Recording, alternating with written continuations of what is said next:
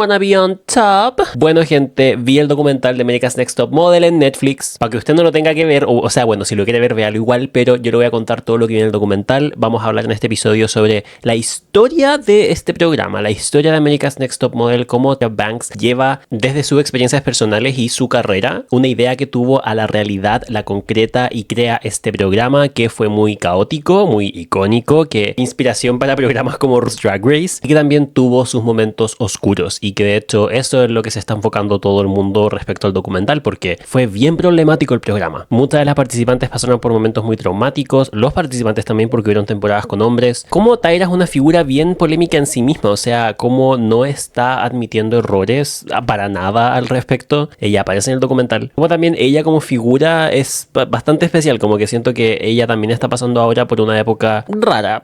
Esa idea que tuvo de helado caliente, estaba viviendo en Australia haciendo un negocio raro. Vamos a hablar de todo eso en este episodio. Yo full veía este programa cuando chico, me crié con esta cultura pop de los 2000, así que esto es de algo que yo sé. Vamos con este episodio, pero antes no olviden estar suscritos a este canal. Yo sé que hay muchos de ustedes que ven los videos y no están suscritos. Si tú eres una de esas personas, fíjate, date cuenta, siéntete culpable, anda abajo, suscríbete y activa la campanita de notificaciones porque así es como vas a saber que hay video nuevo. No olvides dejarme un like, comentar todo y estoy seguro que este es el último episodio, no, el penúltimo episodio quizás en este set de mi casa, estoy seguro. No sé, está complicado el tema del cambio de casa ya, pero vamos con el video.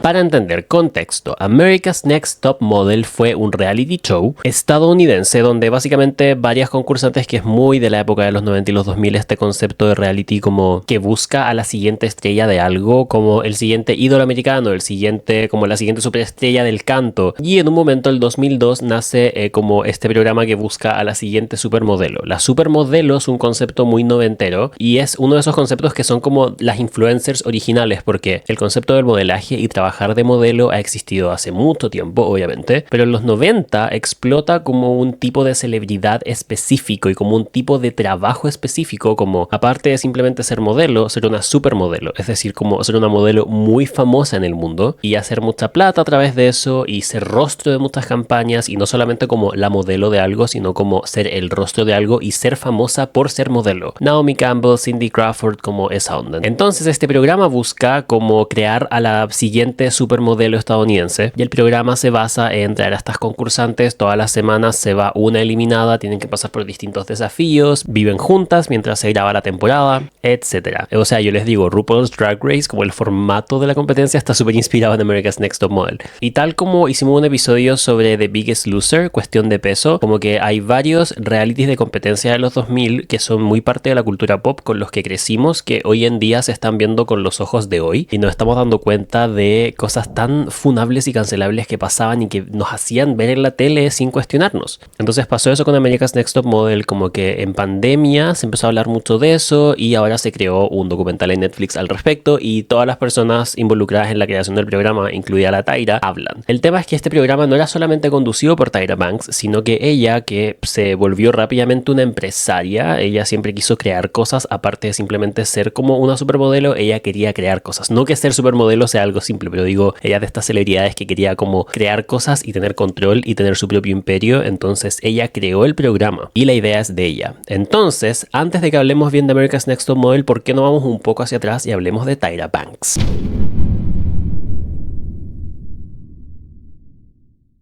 Tyra Banks nació el 4 de diciembre de 1973. Ella nace en California. Estas personas que nacieron en los 70, como muchos de nuestros papás, de la generación de nuestros papás, como fue adolescente en los 80, como esa generación. Y era parte de una familia de clase media. No es de estas celebridades que siento que a veces cuando vemos las biografías de celebridades, muchas vienen de familias muy complejas o pobres, de muy pocos ingresos. Como existe mucho esa historia de celebridad, pero no todas son así. Tyra no venía como de dinero ni nada lujoso, pero una familia como como que no le faltaba nada. Ambos papás trabajaban, el papá trabajaba en computación y la mamá era fotógrafa médica. Tiene un hermano mayor, 5 años mayor. Sus papás se divorcian cuando ella tenía 6 años y de hecho para la secundaria fue un colegio privado católico, lo cual no es tan común para los estadounidenses, como que la educación pública en Estados Unidos es relativamente buena, entonces es mucho más común, incluso gente que tiene buena situación económica, ir a colegios públicos, y los colegios privados son ridículamente caros, como millones los aranceles, millones de pesos, digo, como miles de dólares, millones de pesos para nosotros. Como creo que no sé cómo serán otros países latinoamericanos, pero acá en Chile sigue siendo un privilegio la educación privada, obviamente, pero como que los porcentajes son un poquito más cercanos. En Estados Unidos, como lo más común realmente en su mayoría es ir a una escuela pública, y ya sea por temas religiosos o realmente cuando la gente es de la elite va a colegios privados que son súper caros. Y también, según yo, ir a un colegio privado católico no es tan común tampoco en Estados Unidos. En Estados Unidos es más común ser cristiano que católico. Entonces, cuando alguien fue a un colegio privado católico es visto como una familia un poco más conservadora, y también tienes que tener una situación económica buena para poder hacer eso. Y hay muchos papás, bueno, y eso pasa también aquí en Sudamérica, me imagino, como hay muchos papás que se endeudan o realmente hacen un esfuerzo enorme para que sus hijos puedan ir a alguna de estas escuelas privadas. Entonces no automáticamente, o hay gente que entra becada también, no automáticamente por ir a una escuela privada significa que alguien venga de una familia con mucho dinero, pero pueden ver que Taira no tuvo una infancia compleja en ese sentido, al menos, o como que faltara dinero, como una historia más o menos común, ¿cierto? Como papás divorciados, y en cierto sentido tuvo ciertos privilegios como ir a una escuela privada. Lo que sí dice es que cuando estaba en la escuela, cuando era niña, mientras crecía, la molestaban harto por su apariencia, y a ella le pasó esto de que como a los 11 años en la pubertad, en un periodo de tiempo muy corto, creció mucho de estatura y bajó mucho de peso. Y yo he escuchado que es muy común que a las niñas, corríjanme si estoy en lo incorrecto, pero que a las niñas cuando son altas como que crecen antes que los hombres, y en el colegio las molestan por ser altas, y después como que el resto alcanza su altura más como los últimos años de la secundaria. Pero es muy común eso, yo lo vi en el colegio. Entonces ella es de estas personas, como es súper alta, que llegó a su altura final como a los 11, 12 años, entonces era gigante y la molestaban por eso y porque era flaca, etc. Y ustedes pueden ver que objetivamente, o sea, Tyra Banks es hermosa, o sea, su cara es preciosa. Ella empezó a modelar a los 15 años cuando aún estaba yendo a esta escuela privada, como en la secundaria, esta escuela católica. La rechazaron 4 agencias de modelaje hasta que la firma la agencia LA Models, como modelos Los Ángeles, y luego se cambió a Elite Models, la gran agencia que está en todas partes, ¿cierto? Se le dio la oportunidad de modelar en Europa y ahí se mudó a Milán y se fue a vivir a Milán. En su primera temporada de pasarelas tuvo 25 shows, desfiló en 25 shows el año 91 en Paris Fashion Week, en la Semana de la Moda de París. Apareció en Vogue España, en Vogue Estados Unidos, Vogue Italia, Vogue Francia, todas las otras revistas, Cosmopolitan, Harper's Bazaar, Vanity Fair. Desfiló para shows de Chanel, Oscar de la Renta, Christian Dior, Donna Karan, Calvin Klein, Perry Ellis, Marc Jacobs, Givenchy, Hervé, Valentino, Fendi, Armani, Michael Kors, o sea, lo que se imaginen. Es de las supermodelos más famosas del mundo. En el año 93 se hizo rostro de CoverGirl, esta marca de maquillaje que en Estados Unidos fue bien potente en los 90 y en los 2000. Y bueno, también ella fue, si no la primera, de las primeras modelos negras en llegar a este estatus de supermodelo y lograr como todas estas campañas como tan principales de marcas importantes. Entonces ella fue una gran inspiración para otras mujeres negras y modelos negras de que esto era posible. Y ya a mediados de los 90 vuelve a vivir a Estados Unidos y sigue con su pega de modelo, como haciendo muchas campañas y trabajando con muchas marcas. Fue la primera mujer negra en ser portada de esta revista Sports Illustrated, que siempre hace portadas como de mujeres en bikini. Y luego, esto fue un punto heavy en su carrera, ella se vuelve la primera mujer negra, modelo negra, en ser la portada del catálogo de Victoria's Secret, y luego se vuelve un ángel de Victoria's Secret.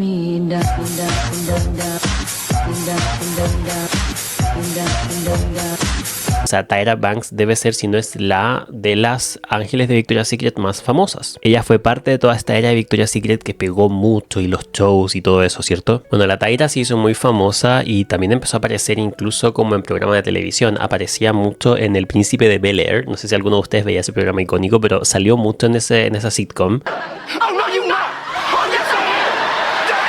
en distintas películas y ella, claro, como muchas supermodelos, siento que el punto que hace diferente a una supermodelo de una modelo, aparte de que se haga muy famosa, es que muchas veces ellas, como todas estas celebridades que siempre van un poco más allá de su trabajo, arte que hagan, pega, lo que sea, la razón por la que son famosas, es estas celebridades que como que quieren más y tienen como esa creatividad y ese impulso y como que arman una carrera más grande a partir de lo que los hizo famosos en su inicio. Entonces ella siempre tuvo mucha personalidad y terminó teniendo su propio talk show, el Tyra Banks Show, que yo me acuerdo cuando chico que lo veía. Hay un meme icónico de cuando ella entrevistaba a celebridades, entrevistó a la Janet Jackson, entrevistó a la Miley Cyrus, porque el Tyra Banks Show todavía existía cuando empezó Hannah Montana, entonces entrevistó a la Miley Cyrus, entrevistó a Beyoncé y hacía esta wea donde cuando iba a entrevistar a alguien jugaba como con el nombre de la celebridad y le hacía preguntas muy random. Siempre me acuerdo del meme cuando le dice a la Miley Versatile Cyrus. A la Beyoncé le dice como Beyoncé. ¿Cuál es tu queso favorito? Como Brie, como Beyoncé.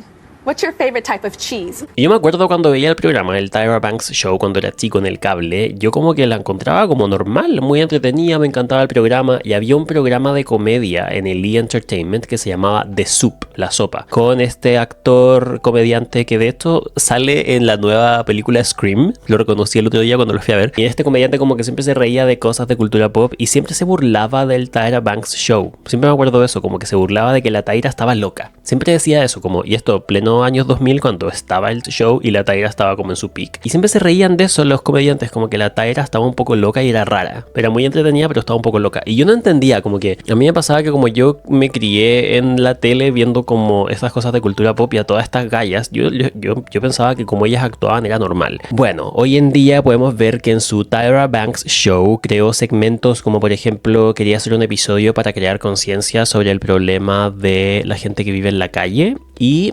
decidió vivir en la calle un día y se vistió como una homeless person o una vez se puso un traje como para verse como una persona obesa para experimentar lo que es vivir siendo obeso, como sí, era bastante excéntrica la Tyra. Y bueno, todo esto también lleva a que el año 2002 ella tiene esta idea de crear el programa America's Next Top Model. Ella quería crear un programa de competencia donde se busque la siguiente supermodelo y donde ella pueda enseñar todo lo que conlleva el ser modelo. Porque ella dice que la gente no sabe que en verdad es un trabajo cero glamoroso porque hay muchas cosas que pasan detrás de escena que nadie conoce. Entonces ella quería crear este programa donde se hacen muchos desafíos y les enseñan cosas y etcétera, etcétera. Y en los principios de los 2000 estábamos en el boom de este tipo de reality como de competencia. Siento que hoy en día estamos en el boom de los realities como de parejas y citas y cosas así. En esa época eran como las competencias, siento yo, como Survivor y todos estos tipos de reality. En el documental cuentan cómo la Tyra tiene esta idea y semanas después está teniendo una cena con un productor que terminó siendo como su mano derecha, que se llama Ken Mock. Y aquí es la Tyra la que trae a casi todo el elenco. Ella conocía a Jay Manuel porque había sido su maquillador, conocía a Miss J porque Miss J le había enseñado, le había dado clases de modelaje de pasarela, de cómo caminar cuando ella tenía 16 años. Y ella dice cómo, y lo hizo en el documental, como Miss J fue mucho de la inspiración para el programa. Y eso cuando yo vi el documental pensaba que era muy heavy porque Miss J es un hombre gay, Jay Alexander, pero que se ponía Miss J, no es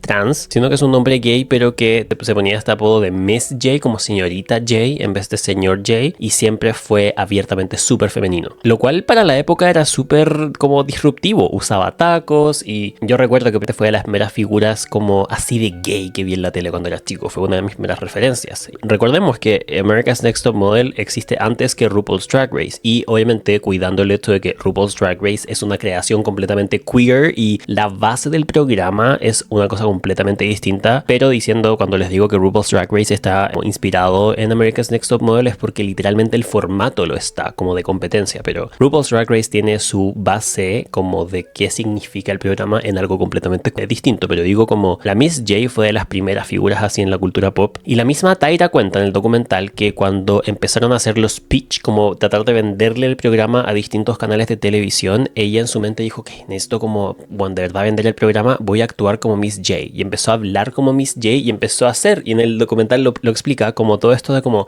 fierce y como yes, y que es heavy porque eso viene de la Miss J, eso viene completamente de la cultura queer, sobre todo la gente negra, trans, New York, como todo todo eso, pero heavy como en la cultura como que todo va goteando de esa forma. La Tyra usó mucho esa personalidad de Miss J que ella conocía, porque lo conoce de siempre, para vender el programa. Y si se fijan, en el programa eso marca mucho la personalidad de todo, como ese humor de como hay una parte de modelar que es como fierce, yes, como eso no se entendía así al ojo del público antes, porque el público solamente veía a las modelos, pero no sabía lo que había detrás. Y lo que hay detrás de las modelos es mucha ayuda, inspiración, creatividad y trabajo como el maquillador, el que te enseña a caminar, etc. Entonces me llamó mucho la atención como la influencia de Miss J al programa, o sea, la personalidad de Tyra en el programa como de venía de Miss J, como, y ella lo admite en el documental. Bueno, cuentan cómo les costó mucho vender el programa y lo terminan vendiendo a un canal más chico, y como que compran el programa a este canal, empieza la producción y cuentan cómo fue súper bajo presupuesto, o sea, grabaron la temporada en un periodo súper chico de tiempo, había falta de personal, de camarógrafos, y lo grabaron todo en un hotel. Entonces todas las participantes estaban durmiendo en la misma suite y grababan el documental en otro piso, como grabaron en un hotel. Eso lo encontré muy heavy y fue súper estresante, pero lo lograron y sacaron esta temporada y salió al aire un poco después de que lo grabaron, porque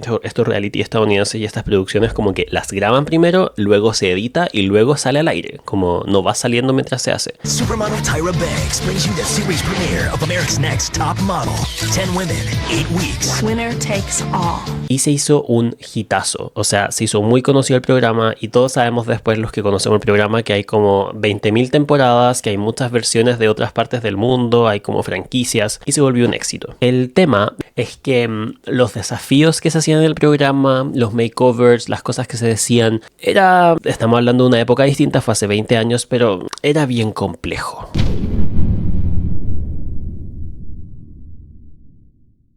Bueno, en el docu te muestran cómo hacen el casting de la primera temporada, del primer ciclo. De hecho, después temporada y ciclo terminan siendo cosas distintas porque después al programa le va tan bien que hacen más de un ciclo por temporada. Ciclo significa como un grupo de modelos concursando. Una temporada, un ciclo. En el primer ciclo, primera temporada, hacen el casting. Y en el docu explican cómo para la época diversidad era como tener una persona negra. Y esa persona era Ebony. Ebony, una de las más recordadas del reality. Hay un meme típico de ella como llorando y después así, y como que empieza a modelar y caminar como por el medio, típico meme. Es cuando le dicen que quedó seleccionada. Tyra en el documental dice como ella estaba muy feliz y recuerda mucho la cara de Ebony cuando la escogen, y que el canal le discutió y peleó harto la idea de tener a Ebony en el programa con Tyra y el resto del equipo, pero lo lograron y que para ellos ya eso era la definición de diversidad. Siento que hay en el documental, y sobre todo cuando veamos en qué concluye el final del documental es icónico. El contraste que hay es que vamos a ver durante todo el documental, si lo ven, que Tyra hace un par de puntos, como que she has a point en que era otra época y en que ella también era una empleada también del canal, y hay jefes que son lo que yo siempre les digo, ustedes no piensen que las celebridades son las personas poderosas, ellos son los títeres al final, los que mandan son los ejecutivos de los canales, ellos mandan y controlan todo. Entonces en ese sentido yo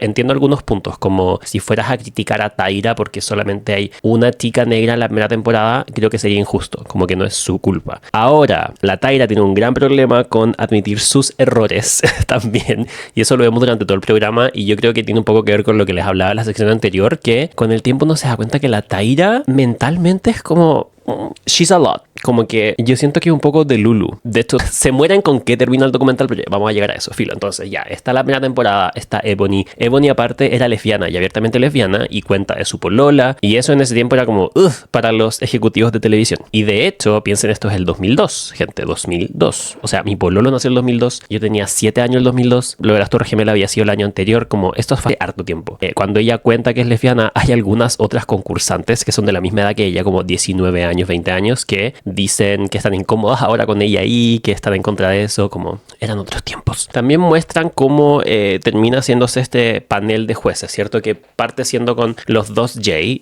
Manuel y Miss Jay Alexander, y Nigel Barker. Y a Nigel Barker lo muestran como que en el fondo necesitaban... Me acabo de fregar el ojo y se me olvidó que estoy grabando, ahora voy a salir con un ojo rojo porque ya, pero aguanten, se va a pasar con el rato. Está la wea. Soy tan bueno para rascarme el ojo. Ya, la primera temporada Nigel no estaba todavía, eso quiero decir. En la primera temporada del primer ciclo, los jueces eran la Tyra, la Janice Dickinson, que ella se autoproclamaba como la primera supermodelo de la historia, que era una supermodelo muy grande en los 70, Kimora Lee Simmons, icónica, y Bo Killian, que era como una editora de moda. Y las Jay eran como como la Miss J Manual, era la que le enseñaba a caminar a las modelos, pero yo insisto, como les decía en la primera sección, es muy heavy, como ahora entiendes que toda la vibe de Miss J, la personalidad de Miss J, que era muy como adelantada a su época, que era simplemente ser muy queer, y te da un poco esto que sale del mundo del drag y las mujeres trans, negras y latinas de Nueva York, todo esto, lo mismo que hablábamos en el capítulo de Dorian Corey, la drag queen que tenía un cuerpo en su closet, ¿se acuerdan? Toda esa vibe y todos esos dichos como eat it, serve, and, como todo eso viene de esa cultura, y como que la Miss J le trajo eso al programa. La misma Tyra, como les decía en la primera sección, cuenta en una reunión de pitch como ella empezó a hablar como Miss J para vender el programa. Entonces, claro, el rol específico de Miss J en el reality era enseñarle a caminar a las modelos, pero en verdad era mucho más que eso, como que le dio la personalidad al programa. Y el otro Jay, que era Jay Manuel, era el maquillador, pero él estaba siempre como en los makeovers o cuando les explicaba las sesiones de foto, y siempre estaba ahí, como, y era como el que traía un poco más como los consejos más ordenados. La Miss J era un poco más abstracta para dar sus consejos, y el Jay Manuel era como el que les explicaba bien lo que tenían que hacer, y era un poquito más duro, pero súper respetuoso. Y para la segunda temporada, el Jay Manuel cuenta en el documental cómo él se dio cuenta que, claro, eran esta fuerza muy grande los dos Jay, dos personas queer y como no blancas, pero que el canal básicamente les dijo, y él dice, son así de directos los ejecutivos de televisión, les dijeron como, los amamos, ustedes son como las grandes personalidades del programa y los vamos a hacer jueces también, pero necesitamos a un hombre hetero blanco. Así que ahí traen a Nigel Barker, que se vuelve juez, que es fotógrafo, en la segunda temporada. Y en verdad fue una gran inclusión porque Nigel Barker es muy, y sigue siendo, siento como muy caballero y respetuoso, y tener esta figura como de este hombre hetero, que es hijo de una modelo, y él era modelo cuando joven también, es súper guapo, es el fotógrafo de las mujeres, pero es súper respetuoso para las sesiones de fotos, es muy respetuoso y se hace muy amigo de los dos Jay, la Miss J y el Jay Manuel. Y yo recuerdo cuando chico, como yo me estaba dando cuenta que era yo que era cola, y cuando veía el programa y veía a la Miss J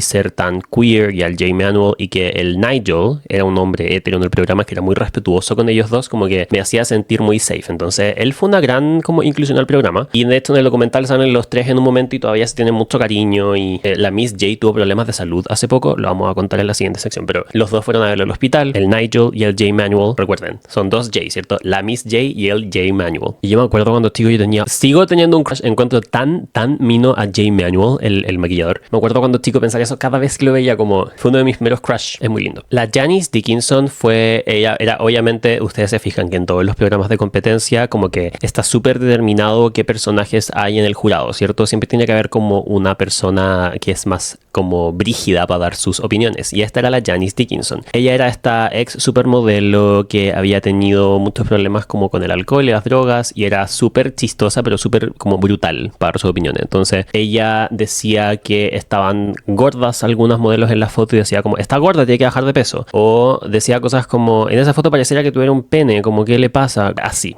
llegaba y lo decía de esa forma. Y también pensemos, en esta época era mucho más normalizado. Yo siempre digo, nosotros podemos criticarlo con los ojos de hoy día, pero si nosotros hubiéramos sido personas de 20 años el 2002 o de 20-30 años el 2002, no podemos ser tan arrogantes de pensar que habríamos tenido exactamente el mismo conocimiento que tenemos hoy y habríamos sido igual de woke, porque uno igual es resultado de su entorno. El hecho de que seamos tan woke hoy también tiene que ver porque al menos sabemos eso, y nos enseñaron así gracias al internet también, y como que hemos aprendido, pero en esa época era muy normal decir ciertas cosas y no era ofensivo, y como nadie te decía que era ofensivo, yo sé que hay cosas que son sentido común, pero siento que hay mucho que uno aprende. Entonces ustedes dicen, ¿cómo dejaban que eso pasara en la tele? Bueno, lo hemos visto cuando vimos el caso de cuestión de peso, habían cosas muy normalizadas, pero ella, la Janice Dickinson, era muy brígida y empezó a tener muchos problemas con Tyra en el panel. Y Jay Manuel lo dice en el documental, él dice que se empezó a dar cuenta como en el panel de jurados la Janice Dickinson empezaba a decirle cosas a Tyra a propósito para hacerla enojar y como sacarla de quicio. Y una de las cosas con las que peleaban es que Tyra, ella decía ser esta persona que defendía mucho el que no hay que tener esta visión de que las mujeres tienen que ser hiper flacas. Cuando pasaba que la Janice Dickinson decía que una modelo tenía que bajar de peso, una de las concursantes en el programa, una modelo que ya tenía un peso como bajo y le decía que tenía que bajar más de peso, la Tyra Banks peleaba con ella, y hay una escena donde le dice como, tú eres la razón de por qué hay muchas mujeres en Estados Unidos en este momento momento que están en un water vomitando como y no comiendo nada. Pero, como yo les contaba, la Tyra después tuvo el Tyra Banks Show. Simultáneamente a America's Next Top Model tenía su propio talk show y ahí hacía eso, como que una vez la Tyra defendió su cuerpo de las revistas que subieron unas fotos de ella diciendo que había subido de peso, y la Tyra salió en su talk show con el mismo traje de baño mostrando que las fotos estaban photoshopeadas, pero que sí, que no estaba tan flaca como cuando era joven, y dijo a toda la prensa "Kiss my fat ass", y como que era como esta figura, una de las primeras celebridades en cómo celebrar el no ser extremadamente delgada. Pero luego en las siguientes temporadas la Tyra empezó a, en el programa, cambiar el discurso y decirles de una manera como más sutil que Janice, pero empezó a explicarle a las modelos que a pesar de que a ella le gustaría cambiar las reglas del modelaje, no puede cambiar las reglas y hay que tener un cierto peso controlado en el modelaje, y les empezó a decir y pedir a algunos concursantes que bajaran de peso. Entonces era como este mensaje muy la Tyra en su talk show defendiendo su cuerpo cuando ella subió de peso, pero después en el programa, luego de haber peleado con la Janice Dickinson y todo, en las siguientes temporadas empezó a decirle a los concursantes que bajaran de peso. Entonces era como, ok.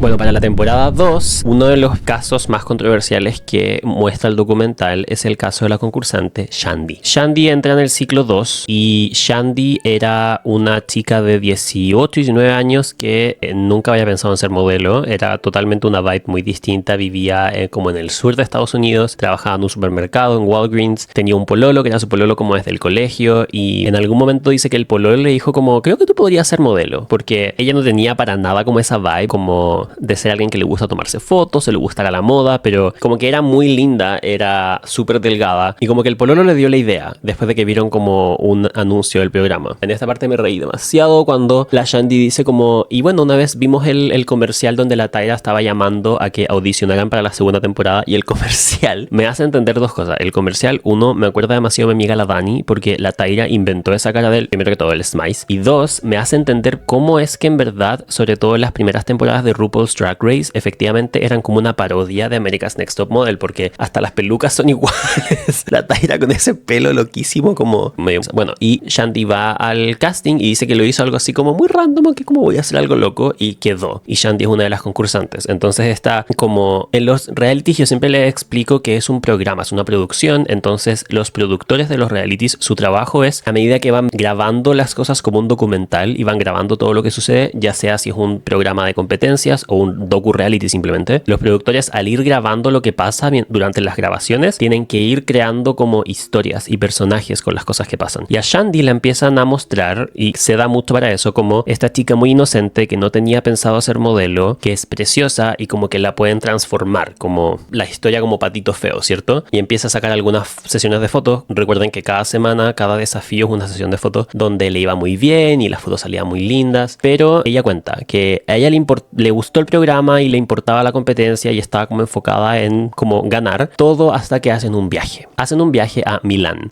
Acá claramente desde la temporada 2 hay más presupuesto, entonces pueden hacer estas cosas, y era estas típicas escenas donde la Tyra como que les dice de sorpresa que les va a llevar de viaje. Y en Milán, en una escena, las hacen salir en moto, a cada una como con un modelo hombre guapo que las lleva en moto, y como que tienen que pasear por la ciudad, van a castings, etc. Y esa noche la producción les pregunta a las chicas si les gustaría que los tipos de las motos vayan a la casa donde se estaban quedando en la noche y conversaran, socializaran. A todas les interesó mucho, son todas jóvenes, los gallos eran guapos, y van los tipos, y todo esto está grabado. Y abren vino, empiezan a tomar.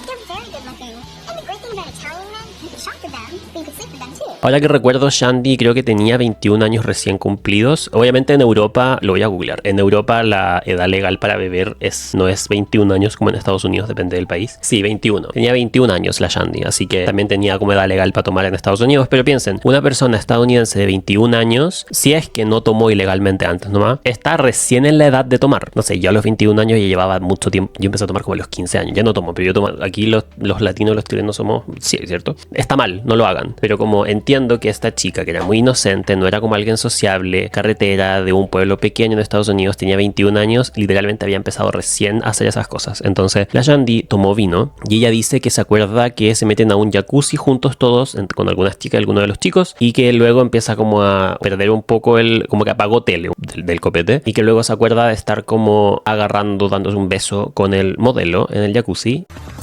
Hold on a and Shandy, you've got a boyfriend. Y luego no se acuerda de nada más y su siguiente recuerdo es despertar y estaban en la cama. Y el reality grabó todo. Shandy dice que al día siguiente despierta y empieza a llorar cuando se da cuenta de lo que hizo porque ella estaba pololeando. Y esto es uno de esos temas donde dos cosas pueden ser verdad simultáneamente. Por un lado, claramente en esa época no se tenía el mismo entendimiento de qué puede ser considerado abuso, acoso o violencia sexual como el que siento que se tiene más ahora, pero y obviamente hay situaciones con las que ni hace 100 años podrías confundir que es como violencia sexual o abuso sexual, ¿cierto? Pero yo siento como que el consentimiento y el hecho de que cuando estás intoxicado, intoxicada, ebrio, ebria, no puede estar consentimiento, como eso no se entendía tan claramente como se entiende hoy, pero al mismo tiempo hay cosas que tú sabes que éticamente está mal explotar y grabar para un programa de televisión. ¿Por qué les digo esto? Shandy dice que, bueno, al otro día cuando despiertas van a llorar y las cámaras la graban llorando así desconsoladamente.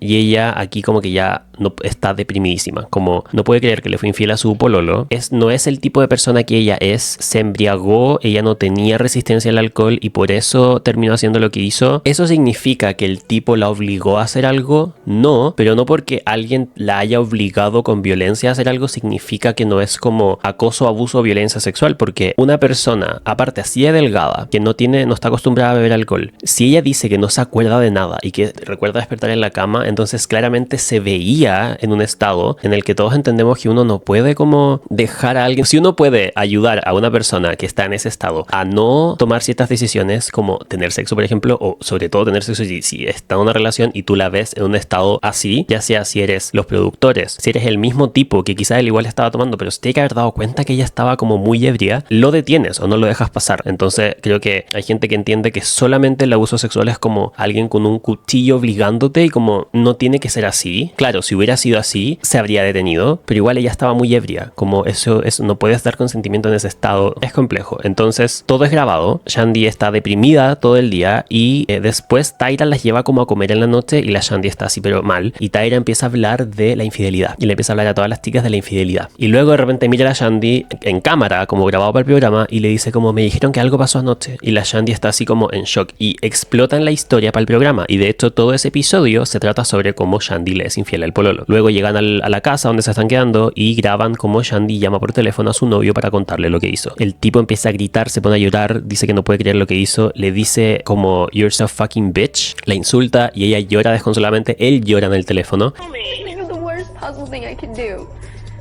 You had sex? Yeah. Oh my god, honey. Oh my god. Oh my god. Y Shandy después se queda llorando como en posición fetal en el suelo. Y Shandy cuenta cómo esa escena fue grabada habían dos hombres en la habitación con ella, el camarógrafo y el tipo de micrófonos de sonido. Y cuando terminan de grabar, ambos se acercan a ella, le piden disculpas y le dicen como lo siento por tener que grabar esto, como nos sentimos súper mal teniendo que haber grabado eso. Entonces, con eso voy a mi punto de que ambas cosas pueden ser ciertas al mismo tiempo, que en ese tiempo se tenía el mismo entendimiento que se tiene hoy sobre esas cosas. Yo creo que no lo justifica, pero no había, hoy en día nunca se dejaría que pasara algo así en un programa. Pero al mismo tiempo se nota que es algo grave cuando los mismos técnicos que están trabajando ahí, que no son los productores, ellos están siguiendo órdenes también, como el camarógrafo y el gallo de sonido, le van a pedir disculpas a la chica después por haberla grabado llorando desconsoladamente. Es porque ellos se dan cuenta como esta niña tiene 21 años, es súper inocente, se embriagó, está claramente sufriendo mucho y tenemos que grabarla. Como eso te dice como que incluso sin tener el mismo wokeness que tenemos hoy, ya era algo como bien funeque hacer eso. Lo que pasó fue que justo fue la época después del Super Bowl, porque recuerden que estos programas se graban por todo de principio a fin y luego se edita y luego se empieza a emitir en la tele. Entonces para la hora cuando ya se iba a estrenar esta temporada en la tele, meses después de haberlo grabado todo, pasó el gran fiasco de Janet Jackson en el Super Bowl, cuando cantó con Justin Timberlake y Justin Timberlake como que le tenía que sacar una parte del sostén y se le salió más y se le vio casi como todo el pezón, que estaba tapado con algo, pero igual. Y fue un escándalo enorme. A Janet Jackson la recancelaron por eso porque fue en el Super Bowl, como el programa más visto en Estados Unidos, y eso cambió muchas leyes y reglas de la censura en la televisión y se aplicaron muchas leyes nuevas para lo que se puede transmitir, sobre todo relacionado a cosas sexuales. Entonces, el programa había grabado toda la escena de Shandy con el tipo en la cama, habían grabado todo, porque hay cámaras en todas partes. Pero cuando pasó lo del Super Bowl y se cambiaron muchas reglas sobre la televisión en Estados Unidos, tuvieron que reeditar todo ese capítulo para poder transmitirlo. Entonces, en el documental cuentan como en ese episodio, al final, en el episodio final, editado, se muestra muy poco de lo que en verdad pasó. Entonces, se alcanza a ver como ellos dándose un beso. Pero que si no hubiera pasado lo del Super Bowl, el programa había grabado todo y habían, en la edición final del episodio, habían mostrado mucho más de lo que pasó como en la cama y entre Shandy y el tipo. Entonces, al menos no se mostró tanto de ese momento, pero sí todo el capítulo se trata sobre ella llorando deprimida de que hizo esto. Entonces, claramente, hoy entendemos que eso fue una situación de acoso, abuso, violencia sexual de alguna u otra forma y fue explotada para la televisión. Y eso es muy traumante para Shandy. Ella dice que fue traumante para el resto de su vida, que después volvieron con el novio, pero después igual terminan la relación porque él no podía dejar de pensar en eso, en lo que pasó. Esa es una de las primeras historias más traumáticas que te muestran en el documental. En la siguiente sección hablemos de otro de los momentos más problemáticos de America's Next Top Model. I was rooting for you. We were all rooting for you. How dare you? Learn something from this. Los makeovers. Otro aspecto muy famoso de America's Next Top Model eran los makeovers. Es algo muy de los 90 y los 2000, siento como muy cultura pop. En Chile lo conocemos como el Fashion Emergency, pero cualquier cosa que tenga un antes y un después va a tener como la atención de la gente, ¿cierto? Siento que la versión moderna de eso es que un tipo de contenido muy viral es cualquier tipo de contenido donde haya como un antes y un después, ¿cierto? Como cualquier tipo de proceso estético, de cirugía, de fillers, de teñirse el pelo, de hacerse las uñas, de maquillaje, o sea, todo el contenido de beauty, maquillaje, es como, ¿cómo pasó de esto a esto? Y eso siempre ha pegado mucho, ¿cierto? Pero específicamente en la primera temporada, con el primer ciclo de America's Next Top Model, hacen un makeover donde como que tratan de sacarle el mayor partido posible a cada una de las concursantes para que se vean lo más posible como modelos y tengan como ese signature look, como dicen. Y esto se vuelve también una parte muy como polémica de cada temporada porque la gente tenía muchas opiniones sobre si elegían bien qué tipo de makeover hacerle a cada concursante, porque entre Tyra y todo el equipo de America's Next Top Model y las personas que traían ahí como expertos de makeovers y los Jay, etcétera, etcétera, a esta concursante, por ejemplo, le vamos a rapar las cejas, se las vamos a como depilar por completo o teñírselas como blancas y le vamos a teñir el pelo rojo y se lo vamos a cortar hasta acá. O a esta chica le vamos a poner extensiones y tiene el pelo corto originalmente, le vamos a poner extensiones de esas que se cosen en la cabeza para que tenga pelo largo siempre y la vamos a teñir rubia, platinada, etcétera, etcétera. Pero cuando empiezan a hacer las siguientes temporadas, como el programa se hizo tan famoso, obviamente el programa se hace exitoso por los momentos polémicos, por los momentos que llaman la atención y empiezan a llevar los makeovers a otro nivel. Y aquí es cuando nos encontramos con una historia muy heavy en el documental de Netflix que nos recuerda que quizás no nos dábamos cuenta de lo fuerte de los makeovers en las temporadas siguientes. Dos concursantes, Joni y Danielle, son básicamente apartadas del resto del grupo, del resto de las concursantes, y se les dice que su proceso de makeover va a incluir ir al dentista. Sí,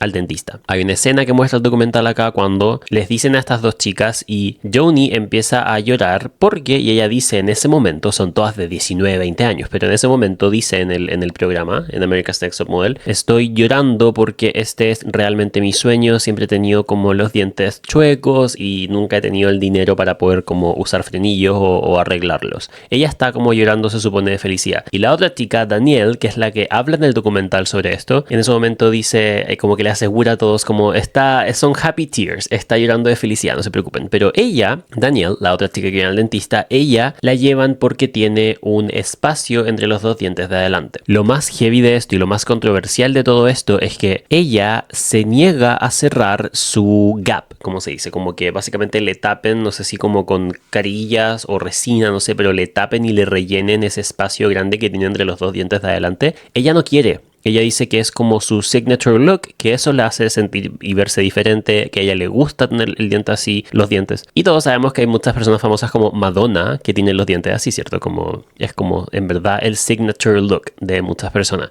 Y a la otra chica básicamente pasa toda la noche en el dentista y le hacen un tratamiento súper invasivo donde le sacan todos los dientes y le ponen carillas, no sé, como horrible, y ella quedó con dolores y problemas en la mandíbula para siempre por esto y fue súper como negligente, no necesariamente como de cómo fue el proceso de lo que hizo el dentista, sino que la hayan hecho pasar por algo tan fuerte y la hayan hecho firmar casi como a la fuerza de la rápida nerviosa grabando para el programa consentimiento para estos procedimientos que quizás si hubiera sabido todas las consecuencias del procedimiento y lo hubiera hecho como en su vida real fuera del programa con más calma, quizás no habría decidido hacer ese procedimiento porque fue como arreglarle todos los dientes en una noche y arreglarle como de enderezarlo, entonces como sacar algunos como horrible. Y Danielle por otro lado se niega a cerrar su espacio entre los dos dientes de adelante. Y luego al final de ese capítulo, cuando hacen la eliminación, Tyra la llama adelante y no la elimina, pero como que la conversación es como que Tyra dice que tienes que hacer ciertos sacrificios si quieres estar en el programa y como que se entiende que Danielle tiene que acceder a cerrarse el espacio entre los dos dientes de adelante para seguir concursando. Entonces como que no la elimina al final, pero le dice como va a arreglarte el gap, ¿cierto? Vas a hacerlo, ¿cierto? Como cuando ya le dijo que se iba a quedar.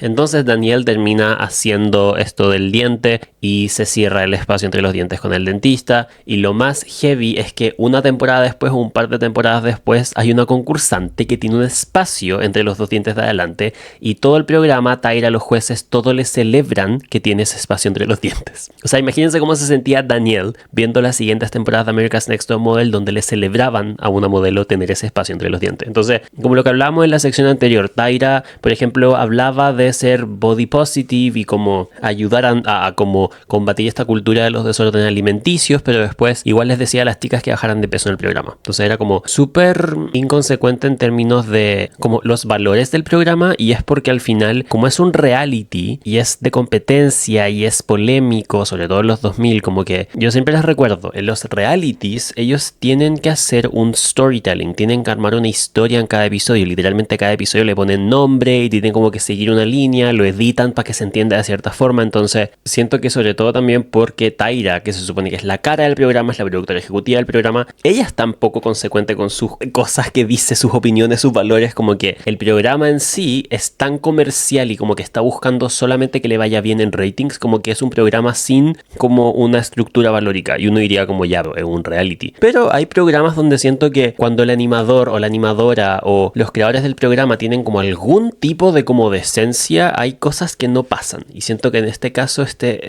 ejemplo, America's Next Top Model, es como el otro tipo de caso de programa de televisión, que es cuando en verdad no hay como un backbone, no hay como una columna vertebral de valores atrás, sino que en verdad es solamente un programa que empieza a generar mucho dinero y lo único que se busca es como hoy esto pasa con los videos virales, esto pasa hoy con el contenido viral, contenido tipo MrBeast, como buscar los views y los likes y que no haya como una consecuencia en términos de como lo que representa el canal o el influencer o el canal de YouTube o el creador de contenido, sino que simplemente se buscan views, likes. Siento que eso pasaba mucho en la tele en ese momento, en un programa como este. Luego tenemos el tema de las sesiones de fotos. De aquí es donde salen muchos memes. ¿Qué pasa? Que cuando empiezan a avanzar las temporadas, algo también que en la primera temporada se dieron cuenta que funcionaba y como que le subía los ratings a los episodios, fue explotado para las siguientes temporadas y exagerado y elevado, igual que los makeovers, como pasar de cortar pelo a sacar los dientes. Y es que las sesiones de fotos, la idea es que algunas fueran muy complejas y que en verdad no representaran como por lo que en verdad tiene que pasar una modelo en la vida real cuando trabaja de modelo, sino que obviamente está exagerado para un programa tipo reality y competencia. Y aquí yo siempre igual pienso cuando la gente dice como ¿qué onda estas sesiones de fotos? Como las modelos no tienen que hacer esto en la vida real. Yo siempre digo como ya, no es por defender a America's Next Top Model, pero es un programa, como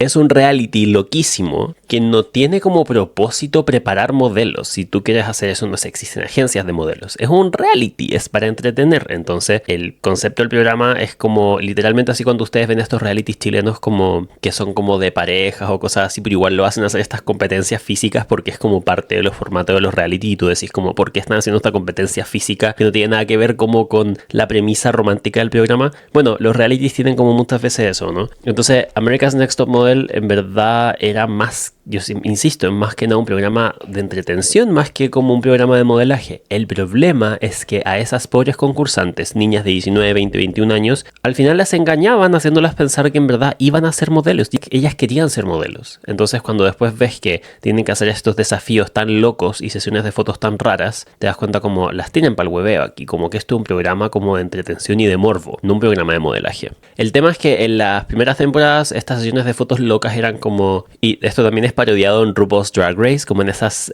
típico primer mini challenge del primer capítulo de cada temporada, cuando RuPaul las hace hacer como una sesión de foto rara, como en Canada's Drag Race es cuando las hacen como hacer la sesión de fotos con el ventilador en la cara y la Jimbo como que grita como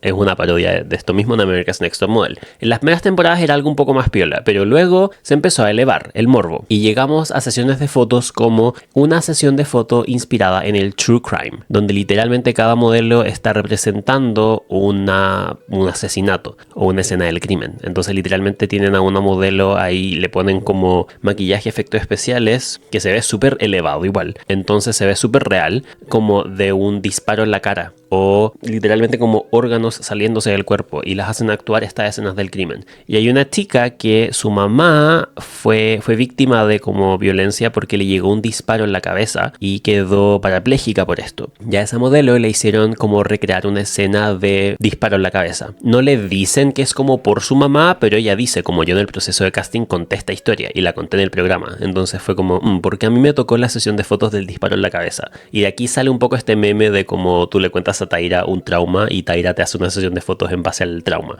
Luego tenemos la famosa sesión de fotos donde hacen un cambio de raza. Básicamente a todas, y yo me acuerdo de este capítulo, a todas las hacen representar una raza distinta a la que son. Entonces literalmente tienen a modelos haciendo blackface. A una le toca ser coreana, a otra le toca ser como de Nigeria, a otra le toca ser de sudeste asiático, a otra le toca ser japonesa, como, y las maquillan y las hacen parecer de otra raza. Y aparte la sesión de fotos es con un niño o una niña pequeña, como de modelos que llevan, que son de esa raza. Entonces es como para que parezcan que son como mamá e hijo, mamá e hija de esta otra raza que no son. Y también muestran algo muy heavy que también se conecta un poco con la historia de esta chica que hablábamos en la sección anterior, que de esta chica que engaña a su novio y fue víctima de violencia sexual y es todo grabado, etcétera. Otro como incidente similar a ese es cuando hace una sesión de fotos con modelos extra y hay unos tipos que son africanos que tienen que aparecer como bailando cerca de esta chica, y uno de ellos, ella cuenta en el documental y se acuerda que uno de ellos desde el principio estaba siendo súper como acosador con ella y la estaba tocando, se estaba acercando. De esto queda grabado en el programa que le pide el número de teléfono. Él trataba de saber mi teléfono y trataba de fotografiarme con la cámara de su celular y me pareció molesto. Y cuando ya empieza la sesión de fotos y estos dos hombres tienen que estar como bailando cerca de ella, de la que está modelando, uno ya empieza como a toquetearla y ella como que para la producción, como que para la sesión de fotos y dice que está súper incómoda y todos la retan. Trata de sentirme cómoda, pero lo escucho gemir y me desconcentra. ¿Gime? ¿Cómo? Sobre mí, como, lo siento, es que no me sentí cómoda. Todos la retan como por parar la sesión de fotos y luego ella buscó ayuda en la producción y nadie la tomó en serio, y después en la eliminación Taira y los jueces le explican que ella tiene que aprender a reaccionar mejor en esas situaciones, que siempre le va a pasar. La cuestión es que ese modelo, Bertini, estaba coqueteando conmigo, se me pegaba y yo sentí que realmente él cruzó la línea. Tiene que haber una forma de manejarlo, ¿sí? Debes tratar de tomar el control.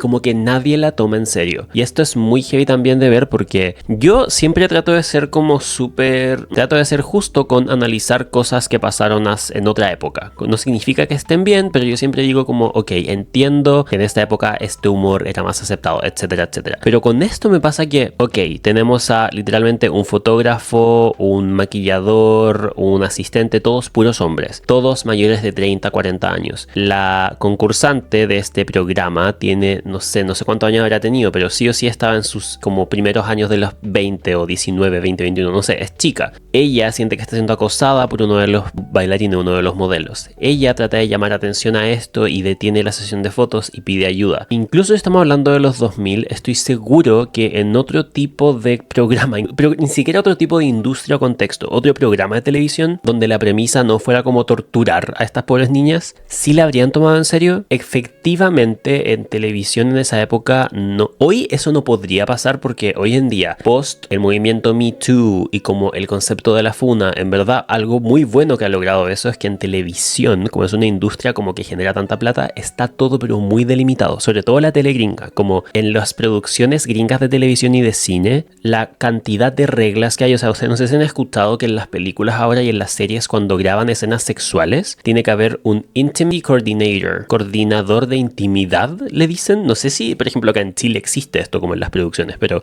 en Estados Unidos existe. Entonces cada vez que van a grabar escenas de sexo, viene como una persona encargada de decirles qué es acoso y qué no es acoso y que no pase nada malo. ¿Por qué hacen esto? Porque obviamente las corporaciones, los canales de televisión les da pánico que después algún actor o alguna actriz digan que hubo acoso en el set. Eso pasa hoy, como post toda esta cultura de que somos más woke y como que llamamos la atención a estas cosas. En esa época es todo lo contrario, como que no habían reglas de nada y hay gente que simplemente no sabía o no se daba cuenta y no sé. Incluso el Jay Manuel, el maquillador, en esa escena él está como dirigiendo la sesión de fotos y él también es de los que reta a la chica y le dice así como, oye, no puedes ser tan poco profesional, no detengas toda esta producción, somos como 40 personas aquí trabajando en la sesión de fotos, no puedes como parar la sesión de fotos, por favor termina tu sesión de fotos. Es un trabajo profesional. Y estamos 50 personas aquí. Cierto, cierto. Muy bien, sigamos trabajando. Y yo me imagino que él hoy en día, no sé, se arrepiente de eso y lo ve con otros ojos porque las colas igual somos hombres. Y el ser colas no nos quita la misoginia. Entonces a veces también uno se puede como equivocar de misógino y él claramente se equivocó en ese momento también. Fue de las personas que retó a la chica por detener la sesión de fotos. Y él, yo esperaría que hoy en día sabe que lo más importante de esa situación era escucharla a ella porque estaba siendo acosada. Era una mujer siendo acosada por un hombre. En el set más encima.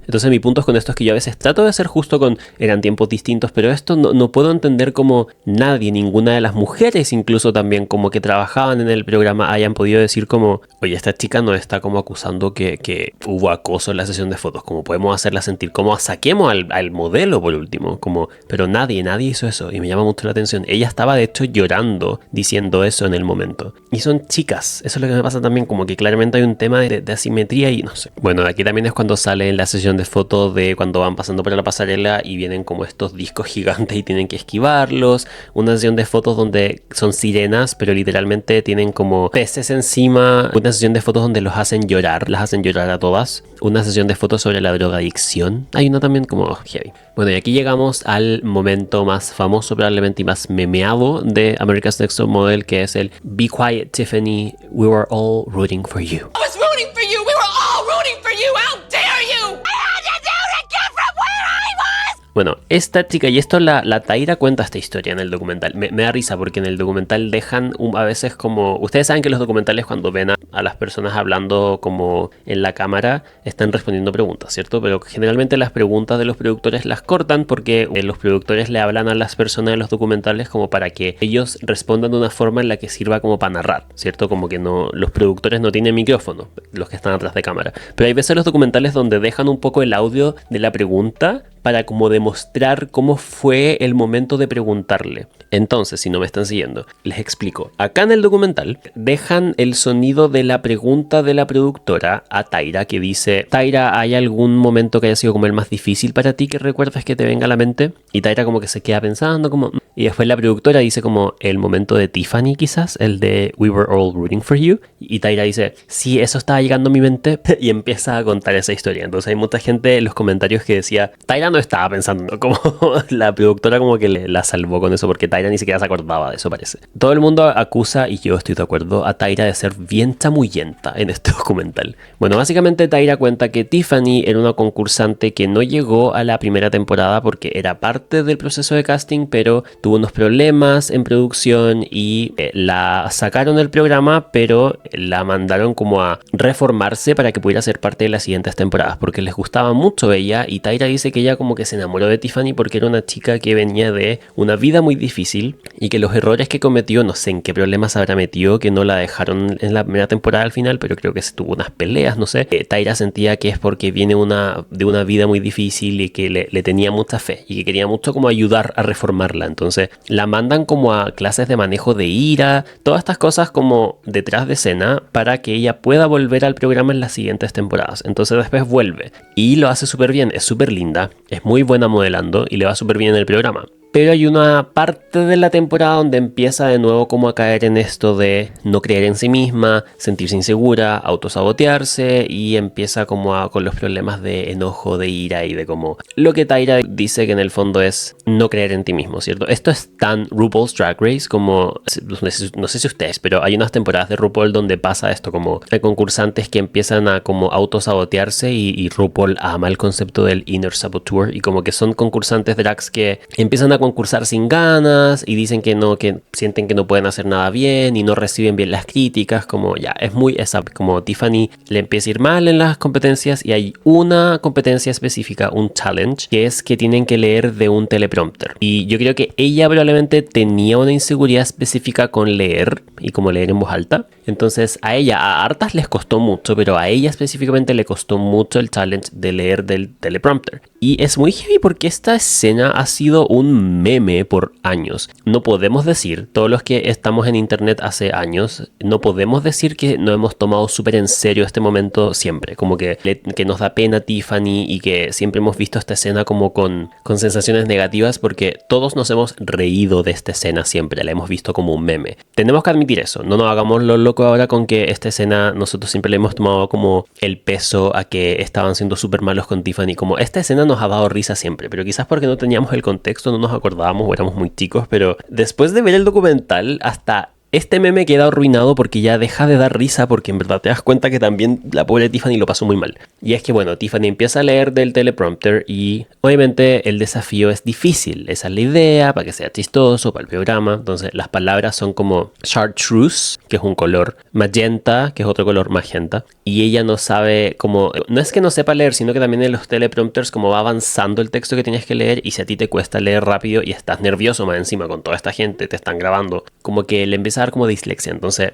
hay una parte que dice, can you say magenta? Como puedes decir magenta. Y ella dice, can you say magnetic? Como que en su mente lee la palabra magnetic en vez de magenta. En vez de chartreuse, que probablemente no conocía la palabra, que tampoco la habría conocido. Ella dice charismatic, como que... Y se empiezan a reír todos y ella empieza así como a poner esta reacción de como, no sé, muy chata. Como no riéndose, tratando de como leer mejor, sino que ella está como súper así como, bueno, lo estoy haciendo pésimo. Como terminemos rápido con este desafío. Y no termina de hecho la prueba. Entonces después después se va, las chicas como que están todas paradas atrás y las van sacando una de a una hacia adelante. Entonces después ella se devuelve hacia atrás con todas las chicas y se empieza a reír con todas. Y Tyra aquí se empieza a enojar porque Tyra siente que Tiffany no se está tomando en serio el programa. Siente que como ni siquiera fue de las que peor le fue con el challenge del teleprompter, pero que como que se choreó haciendo el desafío, luego se fue riendo hacia atrás con las niñas, como que no se está tomando nada en serio. Entonces Tyra la empieza a retar. Y eventualmente la pone como en eliminación. Entonces después cuando las tiene adelante decide eliminar a las dos. Elimina a Tiffany y a la otra que puso en eliminación. Las dos que estaban en el bottom. Y cuando las elimina, la Tiffany se empieza a reír de nuevo porque las demás chicas se ponen a llorar. Porque querían mucho a Tiffany.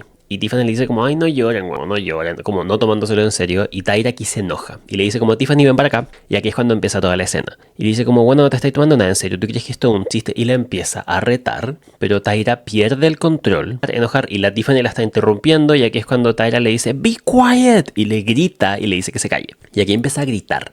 y le dice el famoso I was rooting for you, we were all rooting for you, how dare you. Y en el documental los demás, los jueces que estaban ahí, el Nigel, el Jay Manuel, todos dicen que ese momento fue mucho más tenso en el set. Y esto es algo que yo no me imaginaba. Yo pensaba que quedó muy tenso por cómo estaba editado, pero claro, después uno piensa como el grito de la Tyra es brígido. Claramente estaba muy enojada, no estaba como sobreactuando para el reality, se enojó mucho y todos se asustaron mucho por el grito. Como que el grito fue muy heavy, se le pasó mucho la mano. La Tyra en el documental lo admite. Dice, se me pasó la mano, perdí el todos, me arrepiento. Y todos los otros tipos, los jueces, los que estaban en el set en ese momento y que están en el documental, dicen que hay muchas cosas que se dijeron que no salieron al aire después, que cualquier cosa que pensamos al ver la escena fue mucho más fuerte en vivo en el set. No idea what I've been through, but I'm not a victim. I grow from it and I learn.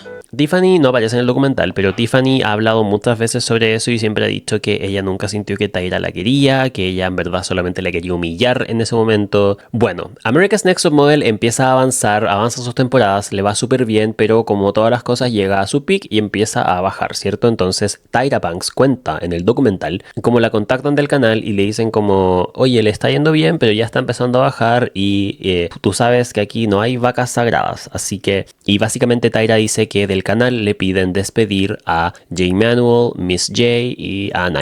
Básicamente despedir a los tres tipos con el que se hizo muy famoso el programa, el fotógrafo y los Jay, ¿cierto? Esto también lo cuentan en el documental de la perspectiva de ellos, cómo es que les avisaron de un día para otro y que pareciera ser que ellos no están tan seguros de que a Tyra el canal les hizo despedirlos, pero Tyra dice eso. Y aquí, bueno, post despedir a estos tres, a los Jay y a Nigel, el programa empieza a declinar mucho porque se nota como la desesperación por obtener ratings y yo creo que se acuerdan de esto, ¿no? Que son como esas últimas temporadas de America's Next Top Model donde hicieron miles de cambios. Hicieron como America's Next Top Model versión universidad, America's Next Top Model versión donde el público tiene como voto, America's Next Top Model animado por Rita Ora, como después sacaron a Tyra como animadora. Entonces el programa empezó como a declinar heavy y se notaba mucho la desesperación por intentar cosas nuevas y como que ahí siento que igual lo arruinaron porque yo creo que le habría ido muy bien por más temporadas si hubieran mantenido a los tres, Nigel y los dos Jay Manuel y Miss J.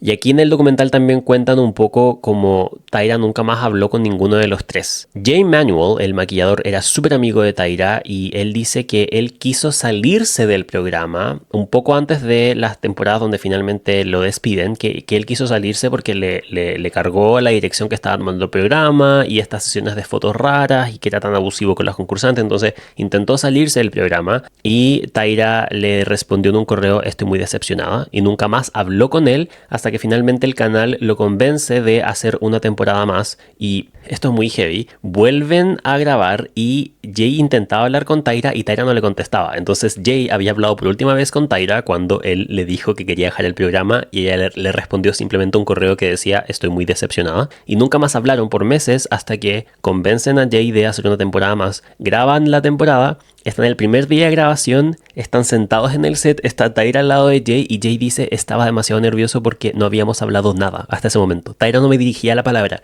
y empiezan a grabar el programa y Tyra le empieza a hablar. Sociópata, como... Bueno, eso fue un par de temporadas antes y después es cuando ya a Tyra supuestamente le piden despedir a los tres. A él, a Jay Manuel, a la Miss J y a Nigel. Entonces Jay Manuel cuenta en el documental cómo ese es el transcurso de su amistad con Tyra. Como todo se va a la shusha, básicamente cuando él intentó salirse del programa una vez y Tyra parece que ahí se enojó y como que le hizo la cruz. Hasta que después fue despedido junto a los otros dos también. El documental es muy heavy porque tú piensas que va a ser quizás un poco más ligero, pero en verdad es súper oscuro ver por lo que pasaron muchas de estas chicas. Y lo más heavy es que termina el documental con Tyra diciendo que ella aprendió de sus errores y que eso es lo bacán de que hagamos críticas porque todos aprendemos así de nuestros errores y que no tenemos ni idea de lo que nos tiene preparada para la siguiente temporada de America's Next Top Model. O sea, está anunciando que se viene una nueva temporada de America's Next Top Model. Es muy heavy como la Tyra, muy delusional en su mente, piensa como que... Eso es muy heavy, la Tyra es muy delusional. Ella piensa en su cabeza como que la seguimos amando y nos sigue cayendo muy bien y ella como no se da cuenta que el documental iba a ser como algo tan oscuro y ella piensa que es como una oportunidad de promocionar la nueva temporada de America's Next Top Model que ella parece que va a ser Y justo cuando hace ese discurso de como que todos aprendemos de nuestros errores, lo cortan y una de las chicas, Danielle, a la que le cerraron el espacio entre los dos dientes de adelante, dice como "It's bullshit". Así que una muy buena forma de cerrar el documental. Véanlo, muy recomendado. Van a ver mucho más detalles de lo que alcancé a contar acá, pero muy fuerte, en verdad, muy muy heavy. Y también los que vimos este programa cuando éramos niños, es muy heavy darnos cuenta que no estábamos conscientes de lo que estábamos viendo. Como que no... Es muy heavy verse criado con ese contenido porque uno lo normalizaba. O sea, yo tenía ahí 8 años viendo cómo hacían blackface y cómo hacían una sesión de fotos sobre cómo disparo en la cabeza, no sé, muy heavy. Bueno, gente, muchas gracias por ver o escuchar este episodio de La Cúpula. No olviden dejar en los comentarios sus opiniones, también recomendaciones para otros capítulos y nos vemos en el próximo episodio.